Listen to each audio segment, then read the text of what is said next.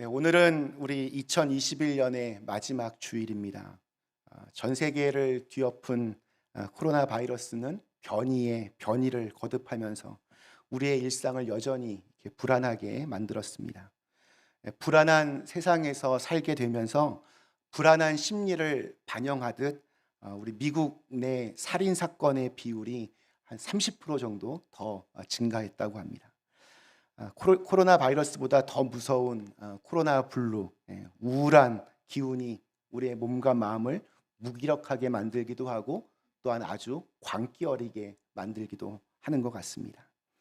물가는 하늘 높은 줄 모르게 치솟고 있고 또 가장 기본적인 생존의 문제가 곳곳에서 위협받고 있습니다. 우리 그린빌 가족들이 지나온 1년 역시 쉽지 않았습니다. 사랑하는 가족과 이렇게 이별의 아픔을 경험하기도 했고 또 꼬일 대로 꼬인 가정의 문제, 일터의 문제로 남몰래 눈물 흘리기도 했습니다. 갑작스럽게 찾아온 건강의 문제로 조마조마한 마음으로 이렇게 아슬아슬하게 외주를 타는 것과 같은 시간을 보내기도 했습니다. 그래도 감사한 것들도 있습니다. 저희 교회에서 지난 2년 동안 제가 아는 한 아무튼 코로나 바이러스 때문에 아주 큰 어려움을 당한 분은 안 계셨습니다. 참 감사한 일입니다. 또 지난 8월부터 우리 교회 학교를 다시 시작하였고 또 온라인 예배에서 현장 예배로 그 무게추를 이동하였습니다. 이 엄혹한 시절에도 새로 믿음의 가족으로 등록한 분들도 계셨고 또 예전보다 더 힘껏 정성껏 헌금해 주시는 분들로 인해서 재정적으로 큰 어려움 없이 올 한 해를 보내게 되었습니다. 이 시간을 빌어 정말 감사드린다는 말을 꼭 하고 싶습니다. 어느 것 하나 이렇게 분명하고 이렇게 선명한 것이 없지만 우리는 여전히 짙은 안개 속에서 살아가고 있지만 우리를 결국에는 살리시고 회복시킬 수 있는 분은 하나님뿐이라는 그런 간절한 마음을 가지고 오늘 우리는 송년주일 예배를 지키고 있습니다.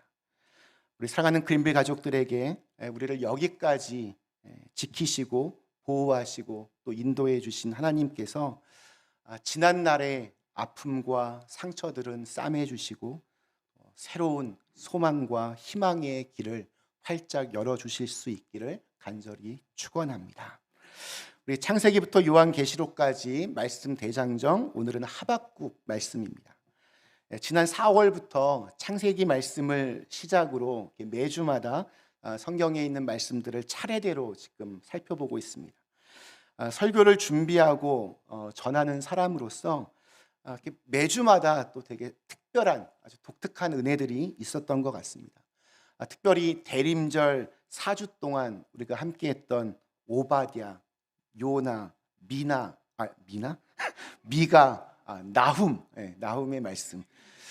제 생전에 한 번도 설교해보지 않았던 본문들 가지고 또 대림절과 성탄절과는 전혀 어울리지 않아 보이는 이 말씀들을 가지고 설교를 하니 막상 해보니까 정말 우리에게 꼭 필요한 말씀들이었다는 것이 또 굉장히 놀라웠습니다. 오늘은 하박국 말씀인데 좀 그래도 되게 좋았습니다. 아주 오랜만에 지금의 시간과 이제 어울리는 말씀이기 때문입니다. 우리가 쉽게 이해할 때도 있고 또 이해하기 힘들 때도 있지만 하나님의 말씀은 다 우리에게 필요한 것들입니다. 하나님의 말씀은 살아있고 운동력이 있어서 우리를 믿음 안에서 온전케 하는 그러한 힘이 말씀 안에 있습니다. 우리 하박국 선지자는 예수님이 이 땅에 오시기 600년 전 남유다에서 활동하던 선지자였습니다. 북이스라엘은 이미 멸망했고 남유다 역시 신흥 강대국 바벨론 때문에 바람 앞에 촛불처럼 아주 위태로운 시간을 보내고 있었습니다. 하박국서는 단 3장으로 구성되어 있습니다. 1장에서는 하박국이 하나님께 드리는 울분에 찬 질문들이 나오고 2장에는 하나님의 대답이 나옵니다. 그리고 3장은 찬양과 감사로 마무리가 됩니다. 오늘 우리가 읽은 말씀은 아주 유명한 구절입니다. 추수감사절 때마다 단골 본문으로 등장하는 말씀입니다. 딱 요 구절만 읽으면 하박국은 어떤 상황에서도 하나님께 감사하는 굉장히 아주 신실한 사람인 것처럼 보이지만, 하박국 1장은 그 시작부터 불안한 시대를 살아가는 울분으로, 또한 하나님을 향한 원망으로 가득합니다. 제가 하박국 1장 2절부터 4절의 말씀을 제가 현대인의 성경으로 한번 읽어보겠습니다. 여호와여, 내가 언제까지 부르짖어야 주께서 들으시겠습니까? 내가 횡포라고 외쳐도 주께서 구해 주시지 않으십니다. 어째서 나에게 불의를 보게 하시며 악을 목격하게 하십니까? 파괴와 폭력이 내 앞에 있고 다툼과 분쟁이 곳곳에 있습니다. 그래서 법이 무시되고 정의가 실현되지 못하고 있습니다. 악인이 의로운 자를 둘러싸고 있으므로 부정이 판을 치게 되었습니다. 세상이 이렇게 개판인데 하나님 왜 이것을 그냥 그대로 놔두고 계십니까? 내가 그렇게 아무리 기도해도 하나님은 왜 응답해 주시지 않는지 답답한 마음에 하나님께 따지듯 쉬지 않고 원망을 쏟아냅니다. 근데 감사하게도 하나님께서 이 하박국의 질문에 대답을 하십니다. 그런데 약간 생뚱맞은 대답을 하십니다. 우리 6절에서 7절에 있는 내용을 제가 요약해서 말씀드리면, 아주 강하고 잔인한 갈대아 사람들, 즉 바벨론을 일으켜서 남유다를 멸망시키겠다라고 말씀을 하십니다. 하나님의 대답을 들었으니까 하박국이 이제 아멘으로 화답할 수 있었겠습니까? 아멘이 안 나옵니다. 안 됩니다. 오히려 하박국은 하나님을 이해할 수가 없었습니다. 어떻게 유다 민족을 심판하시면서 하나님에 대해서는 전혀 알지도 못하고 또 하나님을 조금도 섬기지 않는 바벨론 사람들을 들어서 사용하실 수 있단 말입니까? 그래서 또 따지듯 질문을 던집니다. 그때 하나님이 2장 3절과 4절에서 이런 멋진 대답을 하십니다. 이 묵시는 정한 때가 있나니 그 종말이 속히 이르겠고 결코 거짓되지 아니하리라. 비록 더딜지라도 기다리라. 지체되지 않고 반드시 응하리라.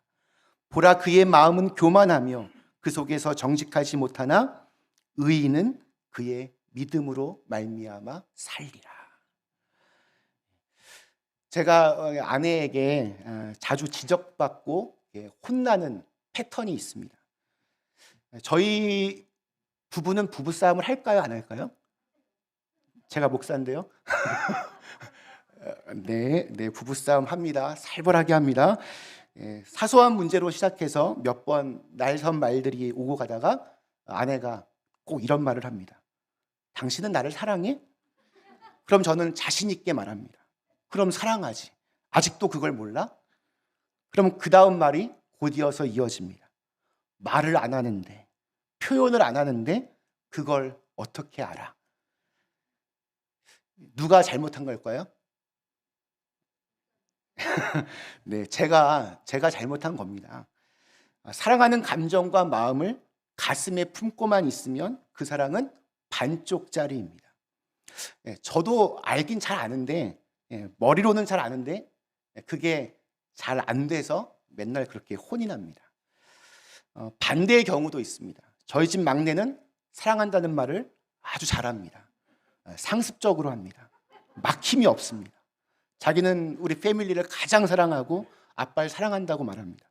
그렇게 그 말을 하고는 뒤도 돌아보지 않고 게임하러 컴퓨터 앞으로 달려갑니다.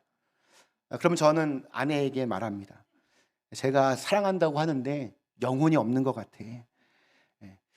사랑한다는 말은 거침없이 하는데 실제로 하는 행동을 보면 진짜일까? 이런 의문이 듭니다. 말도 중요하지만 그 다음 행동으로까지 보여주는 것이 바로 사랑입니다. 믿음도 마찬가지입니다. 하나님을 믿노라고 입술로 고백하는 것 굉장히 중요합니다. 그런데 그 고백은 반드시 행동으로까지 나가야 됩니다. 그래서 우리 야고보서에는 행함이 없는 믿음은 죽은 믿음이라고 그렇게 말씀합니다. 믿는다고 말은 하는데 그게 행동으로 보여지지 않으면 그것은 죽은 믿음입니다. 우리 하박국 2장 4절 우리 마지막 문장은 의인은 그의 믿음으로 말미암아 살리라. 아주 유명한 말씀입니다. 이 말씀에서 가장 중요한 단어를 꼽으라면 저는 살리라라는 단어라고 생각합니다. 즉 믿음은 살아내는 것입니다. 믿음은 그걸 붙들고 투쟁하고 뒹굴며 그렇게 살아가는 것입니다. 사람들은 물질이 있어야, 돈이 있어야 산다고 그렇게 말합니다. 누군가를 의지해야, 그런 든든한 백이 있어야 살 수 있다고 말합니다. 하지만 하나님을 믿는 사람들은 그런 것이 없어도 나는 믿음으로 말미암아 삽니다 고백할 수 있어야 됩니다. 그때 믿음은 역사하는 힘이 있습니다. 비록 더딜지라도 기다리라. 지체되지 않고 반드시 응하리라. 이 말씀을 믿는다면 그 믿음으로 참고 살아내는 것이 정말 중요합니다. 하박국은 불안한 현실에서 원망 어린 질문들을 하나님께 쏟아냈지만 하나님의 대답을 통해 알게 됩니다. 비록 마음이 조급한 인간의 눈에는 하나님의 계획과 하나님의 인도하심이 보이지 않을지라도 때로는 지금의 상황이 전혀 이해가 되지 않아도 결국에는 하나님께서 공의로 다스리신다는 사실입니다. 그러니까 기도의 응답을 받은 것입니다. 그랬더니 3장에 들어가서 논조가 확 바뀝니다.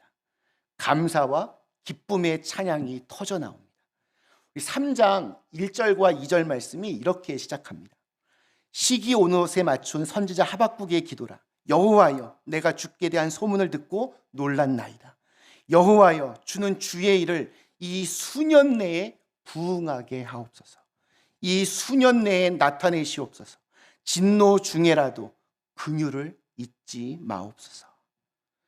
우리는 이 말씀 역시 잘 알고 있습니다. 특별히 부흥이라고 하는 단어, 굉장히 유명한 구절입니다. 그런데 우리가 아는 부흥과 지금 이 하박국 선지자가 기도하며 사용하는 부흥은 의미가 좀 많이 다릅니다. 우리는 부흥을 숫자가 늘어나는 것을 뜻합니다. 10명이 100명 되고 100명이 1000명 되고 수많은 사람들이 모여서 예배 드리는 것을 우리가 부흥이라고 그렇게 연상합니다. 많은 분들이 부흥을 위해서 기도합니다. 하지만 진정한 부흥의 의미는 그런 것이 아닙니다.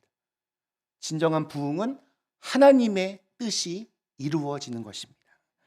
선지자는 그런 의미로 부흥이라는 단어를 사용하고 있습니다. 하나님, 수년 내에 부흥하게 하옵소서. 이 말은 하나님께서 우리 민족을 심판하시겠다라고 말씀하셨습니다. 수년 내에 이 민족을 심판하소서. 그것이 하나님의 뜻이라면 그대로 이루어지게 하소서. 그런데 한 가지 부탁할 것이 있습니다. 진노 중에라도 긍휼을 잊지 말아 주십시오. 가난하고 병든 사람들, 부녀자들, 연약한 자들이 바벨론의 칼날 아래 짓밟힐 때 그들을 긍휼히 보살펴 주옵소서. 선지자는 지금 이렇게 기도하고 있는 것입니다. 우리는 하나님의 말씀을 온몸으로 받아내고 고난의 가시밭길을 걸어가겠다고 결단하는 하박국의 모습을 볼 수 있습니다. 우리도 하나님 앞에 이런 자세가 필요합니다.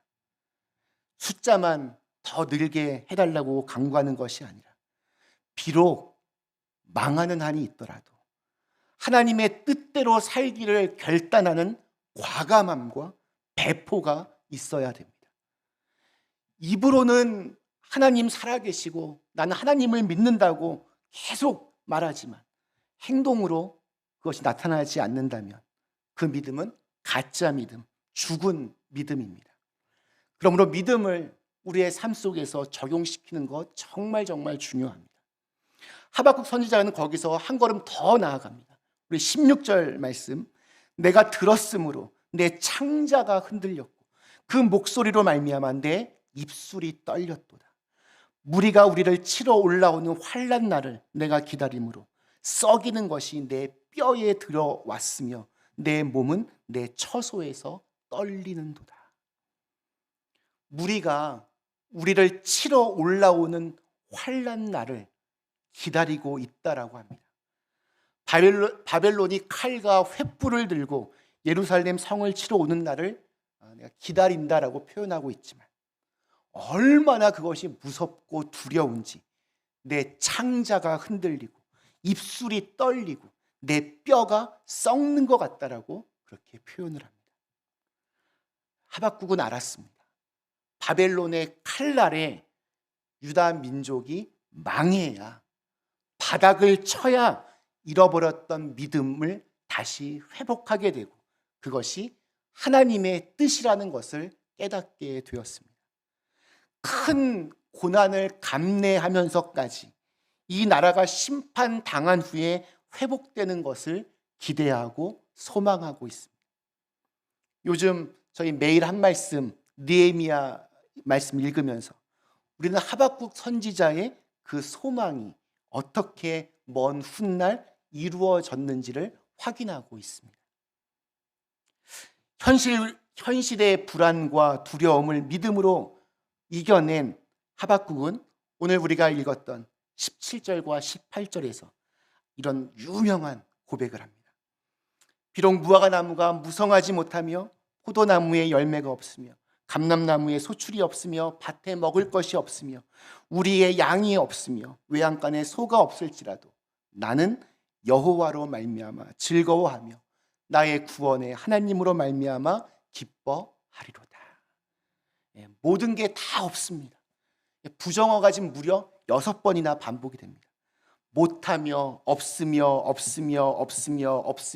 없을지라도. 당시 이스라엘의 3대 과실수가 무화과나무, 포도나무, 감람나무입니다. 그런데 과수원마다 과일 농사가 안 됩니다. 밭도 마찬가지입니다. 전쟁의 소용돌이 속에 다 짓밟혀서 먹을 게 없습니다. 사람이 먹을 것도 모자르니 가축들이 죽어가는 것은 너무나 당연합니다. 그래서 우리의 양이 없습니다. 외양간에 소가 없습니다. 인간적인 조건으로 보면 완전히 망했습니다. 완전 절망입니다. 그런데 그 바로 다음 절에 즐거워하며 기뻐하겠다라고 말합니다. 왜냐하면 하나님은 여전히 나와 함께 계시기 때문입니다. 모든 것이 다 무너져 내린 상황에서도 하나님을 향한 믿음이 새로워질 수 있다면 그것으로 나는 만족하고 감사하겠다는 정말 놀라운 신앙의 고백입니다. 우리 감사에는 3종류가 있다고 합니다. 첫 번째, 만일의 감사, if. 이 말씀으로 17절을 읽으면 만일 무화과나무가 무성하며 포도나무에 열매가 있으며 감람나무에 소출이 있으며 밭에 먹을 것이 있으며 우리의 양이 있으며 외양간에 소가 있으면 나는 하나님께 감사하겠습니다. 만일의 감사에는 이렇게 조건이 따릅니다. 이게 되면 그러면 그것에 따라 내가 하나님께 감사하겠습니다. 이겁니다. 두 번째 감사는 뭐뭐 때문에의 감사입니다. because of. 무화과나무가 무성하고 포도나무에 열매가 있고 감람나무에 소출이 있고 밭에 먹을 것이 있고 우리의 양이 있고 외양간에 소가 있기 때문에 나는 하나님께 감사합니다. 이 때문에의 감사에는 언제나 이유가 뒤따릅니다. 감사할 이유가 있으니 감사하는 것 어찌 보면 너무나 당연합니다. 하지만 때문에의 감사도 성숙한 감사라고 말할 수 없습니다. 마지막 3번째는 그럼에도 불구하고의 감사입니다. In spite of. 비록 무화과 나무가 무성하지 못하며 포도나무에 열매가 없으며 감람나무에 소출이 없으며 밭에 먹을 것이 없으며 우리의 양이 없으며 외양간에 소가 없을지라도 나는 하나님께 감사하겠습니다. 여기에는 아무런 조건이나 이유가 붙지 않습니다. 성숙한 감사입니다. 이 감사의 삶에 우리가 좀 도전해야 합니다. 이 정도 수준의 사람이 되는 것이 우리 신앙의 목표가 되어야 합니다. 그렇다면 마지막 질문을 제가 여러분께 드리고 싶습니다. 과연 어떤 사람이 그럼에도 불구하고의 감사를 드릴 수 있겠습니까? 마지막 19절입니다. 주 여호와는 나의 힘이시라. 나의 발을 사슴과 같게 하사 나를 나의 높은 곳으로 다니게 하시리로다. 주 여호와는 나의 힘이시라. 사슴은 높은 곳을 힘있게 뛰어다닙니다. 사슴은 약한 동물입니다. 약해 보이지만 험난한 산악 지방에서도 유유히 뛰어다니는 힘찬 발과 다리가 있습니다. 아래로 잘 미끄러지지 않습니다. 낭떠러지 같은 곳에서도 거기를 올라갑니다. 유연성이 있습니다. 높은 곳을 향해 계속 다닙니다. 돈이 전부일 줄 알았을 때에는 돈을 잃어버리고 나면 모든 것을 잃어버린 것처럼 착각하게 됩니다. 그러나 하나님을 알게 되면 잃은 것이 별로 없다는 것도 알게 됩니다. 돌아보면 사실 우리는 우리의 실력만으로 살아온 것이 아닙니다. 우리 성경을 관통하는 일관적인 메시지는 우리가 하나님의 자녀가 된 이후에는 내 힘으로 사는 것이 아니라 하나님의 힘으로 산다는 것입니다. 우리가 성경을 읽을 때마다 힘을 얻는 이유가 무엇입니까? 하나님께서 행하신 놀라운 기사와 능력을 묵상하다 보면 그 하나님이 오늘도 살아계시고 우리의 인생도 미래도 주관하실 것이라는 믿음이 생기고 그래서 힘을 얻게 됩니다. 하나님이 나의 힘이 되신다는 것을 내가 경험하고 그것을 고백하게 됩니다. 눈에 보이는 세상의 힘은 잠시 나에게 힘이 될 것처럼 보이고 화려하고 매력적이지만 그 힘이 우리의 진정한 힘이 될 수 없습니다. 오직 하나님만이 우리의 힘이 되십니다. 말씀 마치겠습니다. 우리 사랑하는 그린빌 가족 여러분, 창세기부터 요한계시록까지 말씀 대장정 오늘 하박국 말씀을 읽었습니다. 한 해를 마무리하면서 제 마음도 참 많이 힘들었습니다. 앞이 보이지 않는 전쟁 같은 하루하루를 살아내는 분들이 우리 주위에 너무 많이 있기 때문입니다. 불안과 염려와 근심과 두려움이 우리를 짓누르고 있습니다. 그런데 오늘 말씀을 묵상하면서 이런 생각이 들었습니다. 우리를 짓누르는 이 현실적인 아픔, 슬픔, 괴로움을 뒤엎고도 남을 강력한 기쁨과 즐거움, 우리에게 그게 없으면 우리는 계속 그렇게 살 수밖에 없습니다. 그런데 그 강력한 기쁨은 하나님만이 주실 수 있습니다. 기쁨이라고 하는 것은 우리 크리스찬의 기쁨은 절망적인 환경을 이겨낸 사람들의 것입니다. 단순히 감정적으로 조금 업된 상태를 말하는 것이 아닙니다. 내가 믿는 하나님에 대한 분명한 확신 속에서 나오는 선물이 바로 하나님께서 주시는 기쁨과 즐거움입니다. 그런 사람은 그럼에도 불구하고의 감사를 드릴 수 있습니다. 하나님께서 여전히 나와 함께 하시기 때문입니다. 한 해의 우리 마지막 주간을 내가 힘들고 어려울 때마다 나와 함께 하셨던 그 하나님의 힘을 기억해내고 감사로 마무리할 수 있는 우리 그린빌 가족들 다 되시기를 주님의 이름으로 간절히 축원합니다. 주신 말씀 생각하시며 잠시 함께 기도하시겠습니다. 하나님, 우리 오늘 마지막 올해 마지막 주일 정말 불안함과 그래서 원망 섞인 말들 참 내 입가에서 계속 나왔고 또 하나님께 그래서 자꾸 불평 많이 했는데, 하나님, 이 모든 것을 잠재울 수 있는 강력한 하나님의 힘을 저에게 믿게 하여 주시옵소서. 그 믿음으로 감사할 수 있게 하여 주시옵소서. 주 여호와가 나의 힘이시다 고백하면서 이번 이 한 주간 동안 우리가 감사로 잘 마무리할 수 있는 시간들 되게 하여 주시옵소서. 우리 결단하며 잠시 함께 기도하시겠습니다. 기도하겠습니다. 아버지 하나님, 감사합니다. 벌써 올 한 해가 이렇게 흘러갑니다. 아버지 하나님, 저희로 하여금 정말 하나님의 힘을 얻고 좀 잘하게 도와주시옵소서. 정말 주위를 둘러보면 참 우리는 너무 기쁘고 신나고 즐거운 소식 별로 없습니다. 아버지 하나님, 저희를 긍휼히 여겨주시고 주님 때에까지도 저희에게 도와주시옵소서. 주님 성령을 더하여 주시고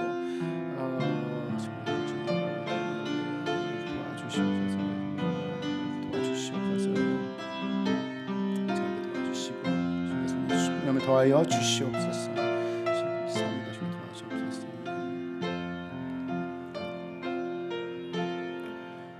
사랑의 하나님, 올 한 해의 마지막 주일을 맞이하는 우리의 마음은 여전히 무겁고 어둡습니다. 우리를 짓누르는 이 현실의 아픔들이 너무나 많이 있습니다.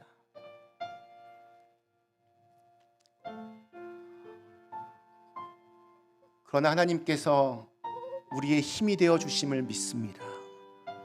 지금까지 그 힘으로 버텨왔습니다. 그 하나님께서 나와 함께 하시고 나로 하여금 여기까지 있게 하셨사오니 앞으로의 길도 여전히 불투명하고 여전히 안갯길 속에 있지만 기쁨으로 찬양하며 가겠습니다. 주님, 우리에게 그 힘을 주시고 그래서 어떤 상황에서도 그럼에도 불구하고의 감사를 드릴 수 있는, 하나님도 정말 기뻐하실 만한 그런 하나님의 사람으로 저희가 이 마지막 한 주간 잘 보낼 수 있도록 축복하여 주시옵소서. 예수님의 이름으로 간절히 기도드리옵나이다. 아멘.